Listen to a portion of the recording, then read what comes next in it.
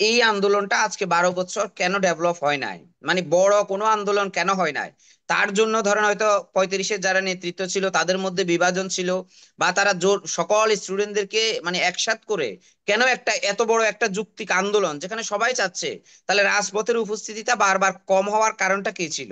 আমি সর্বপ্রথম একটা কথাই বলবো, বাংলাদেশের বর্তমানে যে অবস্থা, যে পরিমাণ বেকারত্ব বা যে পরিমাণ আর্থসামাজিক অবস্থা, সবকিছু বিবেচনায় যদি ধরা হয়, তাহলে আমার দেশের বেকার সমস্যাকে সমাধান করতে হবে। এটা হচ্ছে যে কোনো গভর্নমেন্টে, নির্বাচিত গভর্নমেন্ট বলেন আর অন্তর্বর্তীকালীন গভর্নমেন্ট বলেন, এক নাম্বার প্রায়োরিটি হচ্ছে বেকার সমস্যা সমাধান করা, যুবকদের কর্মসংস্থান সৃষ্টি করা। এটাকে এক নাম্বার প্রায়োরিটি দিতে হবে। বিকজ আমার দেশের অর্থনীতির যে অবস্থা, আমার দেশের অর্থনীতিকে যদি চাঙ্গা রাখতে হয়, আমার দেশকে যদি উন্নয়নশীল দেশ থেকে উন্নত বিশ্বে পরিণত করতে হয়, তাহলে ফার্স্ট প্রায়োরিটি হচ্ছে এটা এটা দিতে হবে।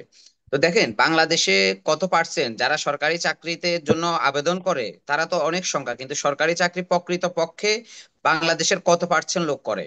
মানে আমাদের যুবক এবং তরুণদের মধ্যে, ছাত্রদের মধ্যে তারা কত পার্সেন্ট? খুবই সীমিত বাংলাদেশের সরকারি চাকরির যেই রেশিওটা। তো এখানে যদি আপনি ধরেন বৃহত্তর অর্থে, যদি অর্থনীতির সাথে যদি আমরা এটাকে ধরি যে চাকরির বয়স যদি 35 করা হয় তাহলে বেকারত্ব অনেক বেশি বেড়ে যাবে, না, এটা একদমই ভুল ধারণা। ধরেন আমি যদি ধরি আমার দেশের 10% লোক মানে স্টুডেন্টরা হচ্ছে সরকারি জব করে, বা 5% ধরেন 5%, তাহলে বাকি 95% তো তারা ব্যবসা করে, বিভিন্ন বেসরকারি জব করে, তাহলে সেখানে অর্থনীতির সাথে এটার খুব একটা বেশি সাংঘর্ষিক বলে আমি মনে করি না পার্সোনালি।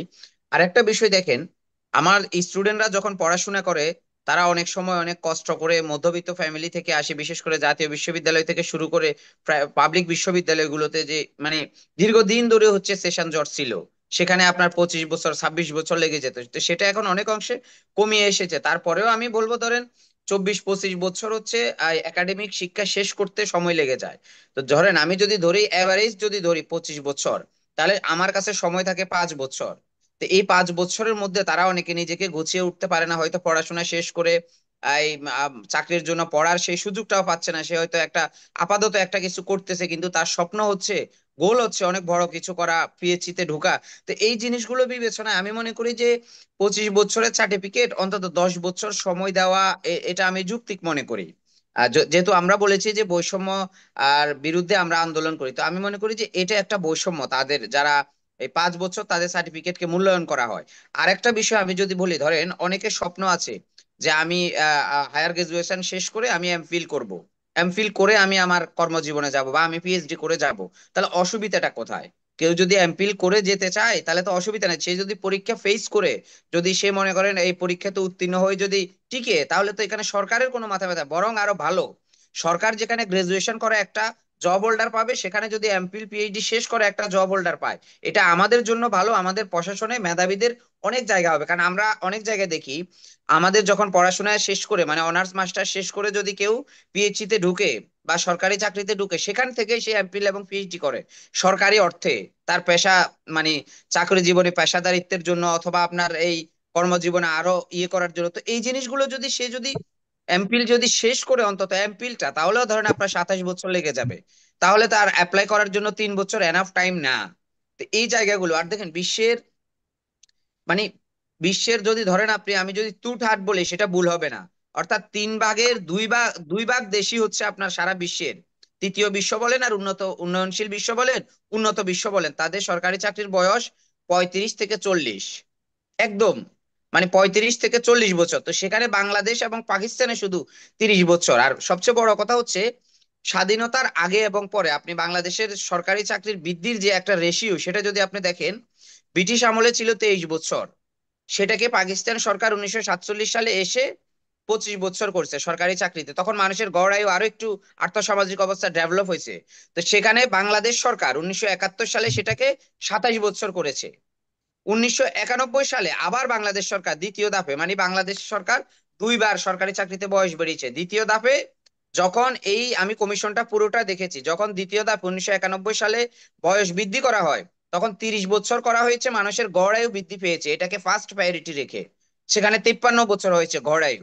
তো বাংলাদেশের মানুষের এখন গড় আয়ু যদি ধরেন আপনি 73 বছর, তাহলে আপনি 5 বছর অনায়াসে বৃদ্ধি করতে পারেন। এটাতে খুব বেশি সমস্যা হবে বলে আমি মনে করি না। এটা হচ্ছে পাঁচ। আর আমাদের আলী ভাই যেটা বলেছেন যে আমাদের প্রধান উপদেষ্টার দপ্তরে তারা যে আন্দোলন করেছেন সামনে, সেখানে তাদেরকে যে হেনস্থা করা হয়েছে, এটাতে শুধু আমি একটা কথাই বলবো। আমাদের যখন এই এই আনসারদের সাথে যখন সচিবালয়ের সামনে অনাকাঙ্ক্ষিত ঘটনা ঘটেছে, বা আনসার বেশে যখন ছাত্রলীগ এসেছে, দুষ্কৃতিকারীরা এসেছে, তখন কিন্তু 144 ধারা জারি করা হয়েছে। আমাদের প্রধান উপদেষ্টা এবং সচিবালয়ের আশেপাশে কোনো প্রকার মিছিল মিটিং সভা সমাবেশ করা যাবে না, এটা 144 দ্বারা জারি করা হয়েছে। তো সেক্ষেত্রে হয়তো তারা সেটা না না জেনেই গেছে আমার মনে হয়। কারণ না হলে এরকম এই সরকার এরকম করার কথা ছিল না, তারা যেভাবে বলছে। আরেকটা জিনিস আমরা দেখেন, আমাদের এই সরকারটা অন্তর্বর্তীকালীন সরকার বলেন আর বিপ্লবী সরকার বলেন, এটা কিন্তু সাধারণ মানুষ থেকে শুরু করে সকল শ্রেণী পেশার মানুষের সরকার।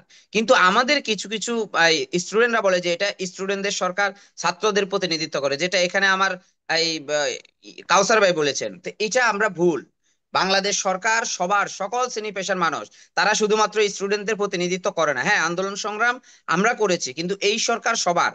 যখন এই সরকারকে বলা হয় যে স্টুডেন্টদের প্রতিনিধিত্ব করে বা এই ছাত্ররা তাকে নিয়োগ দিয়েছে, তখন আমাদের সরকারটা হালকা হয়ে যায় এবং নৈতিক জায়গা থেকে আমরা সরকারের দুর্বল নীতি প্রমাণ করি। তো এটা আমরা আর কখনোই বলবো না। কারণ এটা এটা একটা সরকার শুধু স্টুডেন্টদের প্রতিনিধিত্ব করে না, তারা সকল শ্রেণী পেশার মানুষের প্রতিনিধিত্ব করে। দিস ইজ দা মানে ফাইনাল পয়েন্ট। আরেকটা বিষয় দেখেন সাগর ভাই, সেটা হচ্ছে এই সরকার কেন করছে না 35, নির্বাচিত সরকার কেন করেনি। আমরা যদি ধরি এই আন্দোলনটার সাথে আমি সরাসরি ধরেন 15 কিংবা 16 থেকে আমি তাদের প্রোগ্রামগুলোতে যেতাম, এবং আমার কাছেও মনে হয়েছে সেটা যুক্তিক। আমি তখন ছাত্র অবস্থায়ও আমি এই আন্দোলনগুলো করতাম। কেন করতাম? যে আমার মনে হয় যে না, 35 বছর দিতেই পারে, তখন আমি আমার নৈতিকতার জায়গা থেকে যাইতাম। তো এই আন্দোলনটা আজকে 12 বছর কেন ডেভেলপ হয় নাই, মানে বড় কোনো আন্দোলন কেন হয় নাই, তার জন্য ধরেন হয়তো 35-এর যারা নেতৃত্ব ছিল তাদের মধ্যে বিভাজন ছিল, বা তারা জোর সকল স্টুডেন্টদেরকে মানে একসাথ করে কেন একটা এত বড় একটা যুক্তিক আন্দোলন যেখানে সবাই চাচ্ছে, তাহলে রাজপথের উপস্থিতিটা বারবার কম হওয়ার কারণটা কি ছিল? তো এটা আমি মনে করি যে একটা পয়েন্ট, এবং এটাকে ফার্স্ট প্রায়োরিটি দিয়ে আমার মনে হয় যে এখন যারা 35 আন্দোলন নিয়ে ভাবছে বা 35 আন্দোলনের নেতৃত্বে আছে, সবাইকে বলবো আপনারা সবাই ঐক্যবদ্ধ হয়ে একটা গ্রুপে এসে আপনারা একটা আন্দোলনের ডাক দেন। কারণ এটা আমাদের আমার কাছে মনে হচ্ছে যে আমাদের এই সরকার দিয়ে দিবে। এই সরকার এবং তার প্রশাসন উপদেষ্টারা 35-এর ব্যাপারে যথেষ্ট আন্তরিক, এবং আমরা যারা আছি বৈষম্য বিরোধী ছাত্র আন্দোলন, আমরাও 35-এর ব্যাপারে আন্তরিক।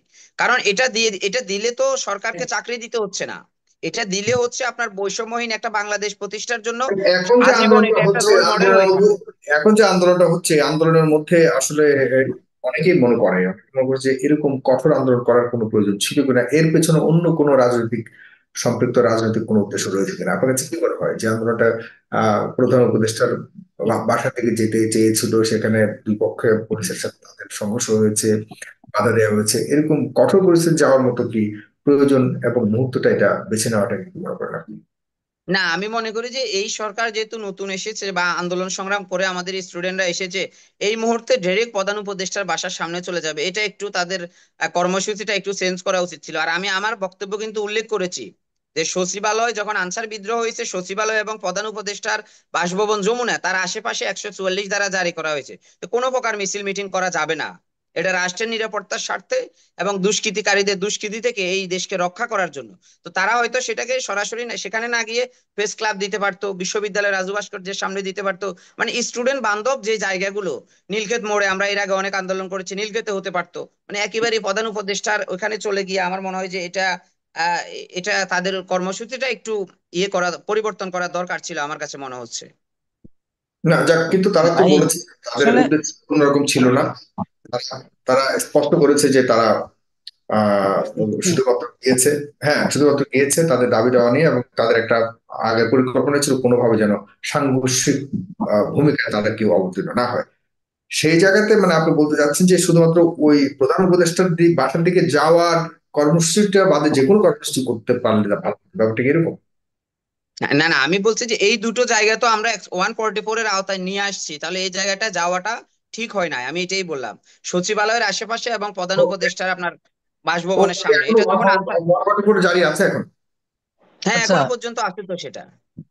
আচ্ছা সেখানে যদি আমরা না যাই তাদেরকে কোথাও পাই না, না না না, তাদের তাহলে তো না না, সচিবালয় এটা এটা তাহলে এটার সাথে আমি আমি সেখানেও পাই একদম না, দ্বিমত পোষণ করছি। তাদেরকে কোথায় আর যাব, আপনাদের তাদেরকে কোথায় গেলে না আমরা না, পাবো, আর কোথাও পাই না।